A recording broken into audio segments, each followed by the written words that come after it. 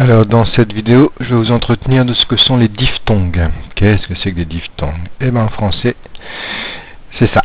Avec le verbe tenir, vous avez je tiens, tu tiens, il tient, nous tenons, vous tenez, ils tiennent. C'est ce qui est en vers là, qui est une diphtongue. Alors, en français, on n'a jamais entendu le mot parce qu'on l'a appris comme ça et c'est tout. On n'en parle plus. Il n'y en a pas beaucoup qui font ça. Alors qu'en espagnol, il y en a beaucoup, beaucoup, beaucoup. Donc, en espagnol, ça donne quelque chose comme ça. Pour le verbe penser, pensar, moi, je souligne la lettre qui diphtongue et je mets à côté ce qu'est la diphtongue. Et ça donne quelque chose comme ça. Pienso, piensas, piensa, pensamos, pensais, piens. Je reviens pas sur le fait qu'il n'y ait pas les pronoms personnels sujet. On l'a déjà dit suffisamment comme ça.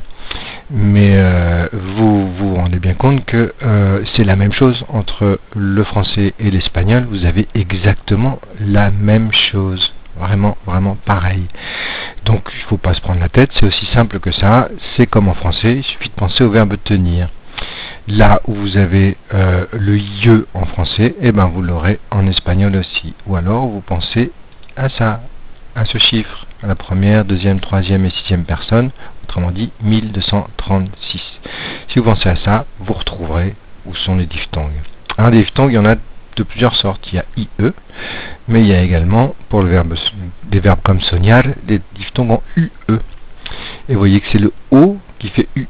Là, vous aviez le I qui fait IE. Là, c'est le O qui fait UE. Il n'y en a pas d'autres de diphtongues. Il n'y a que ces deux-là. Vous ne pouvez pas le savoir si un verbe diphtongue. Moi, oui. Donc, à chaque fois, si le verbe diphtongue, je souligne et j'écris à côté. Si c'est au tableau, je le mets en dessous. Ce qu'est la diphtongue. De toute façon, si je souligne un O, c'est que ça va être UE. Si je souligne un E, c'est que ce sera IE. Mais moi, bon, je écris toujours ce qu'est la diphtongue. Et vous avez la même chose. Elle tombe exactement au même endroit. Sueño, sueña, sueña, soñamos, soñáis, sueñan. C'est pas plus bête que ça. C'est vraiment là-dessus, il n'y a pas de difficulté.